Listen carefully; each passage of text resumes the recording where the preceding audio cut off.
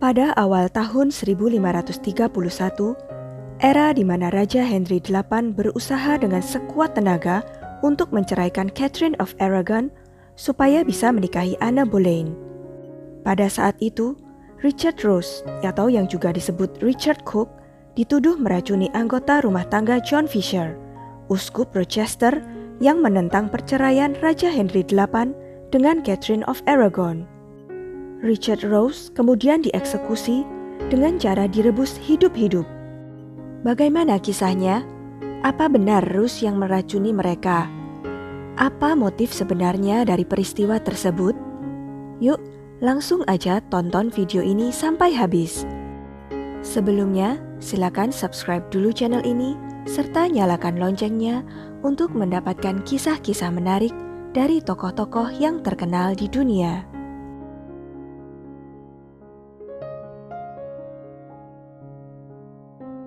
Meskipun tidak ada yang diketahui tentang Richard Rosse atau kehidupannya di luar kasus ini, ia diyakini sebagai juru masak di kediaman John Fisher, uskup Rochester.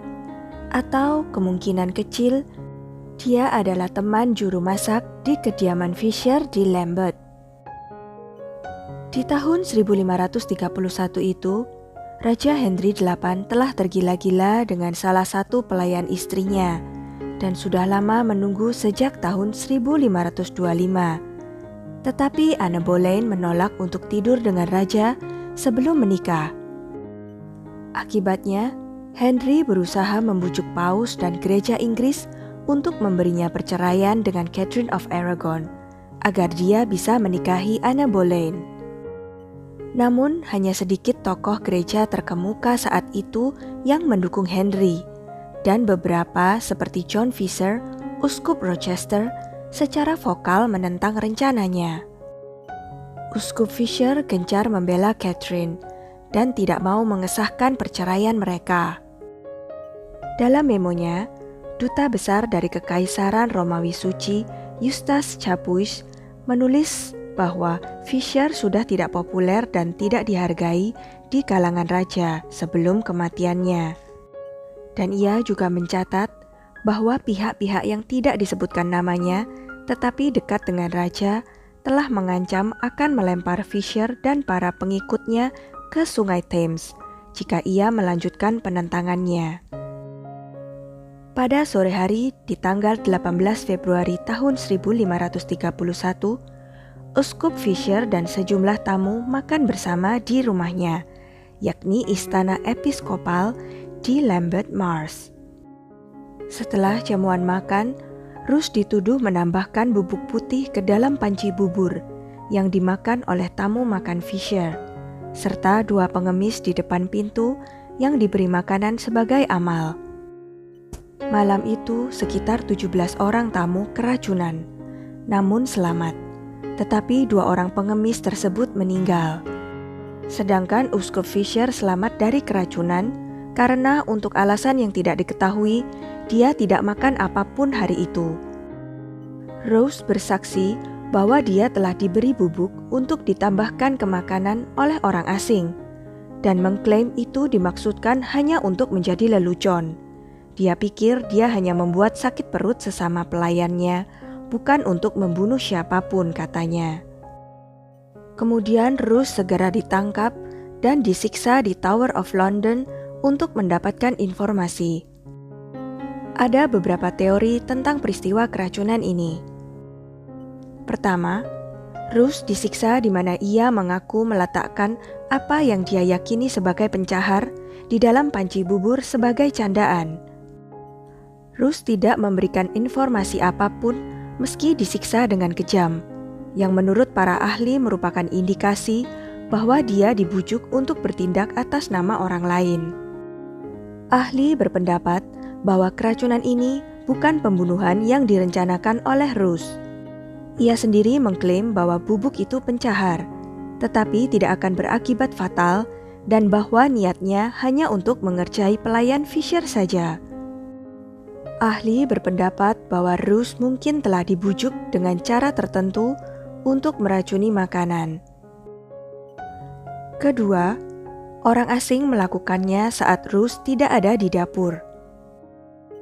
Chapuis, duta besar Kekaisaran Romawi saat itu, menyatakan keraguan atas dugaan motivasi Rus, dan catatan yang ada tidak menunjukkan proses di mana pihak berwenang menetapkan Rus sebagai pelakunya sejak awal.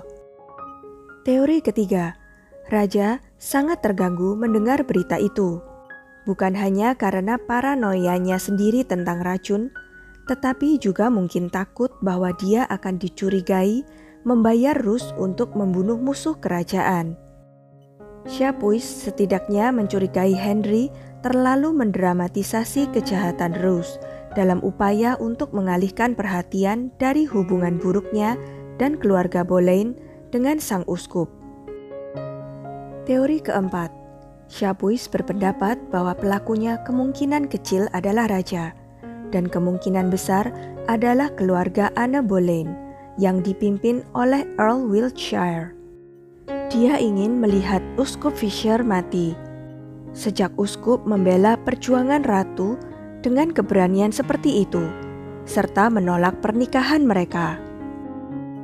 Anehnya, Rus tidak pernah diadili atas kejahatan yang dituduhkannya dan tidak memiliki kesempatan untuk membela diri.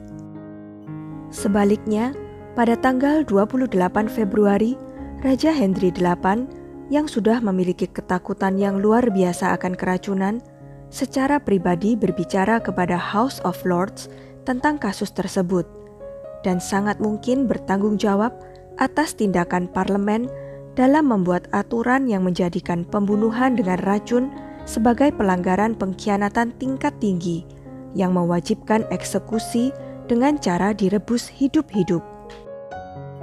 Rus kemudian dieksekusi dengan cara direbus hidup-hidup di Smithfield, London pada bulan April tahun 1532.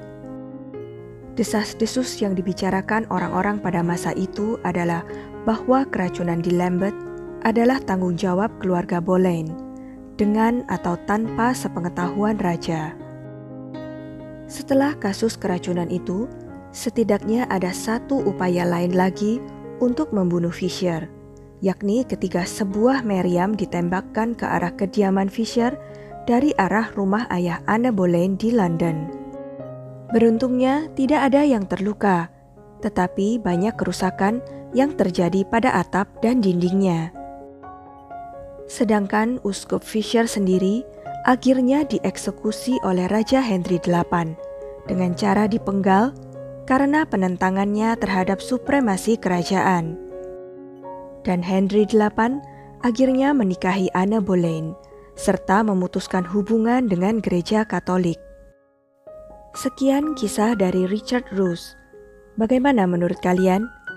Siapa sebenarnya dalang dari peristiwa tersebut? Komen di bawah ya. Jangan lupa untuk klik like dan subscribe channel ini. Sampai jumpa lagi di video-video selanjutnya.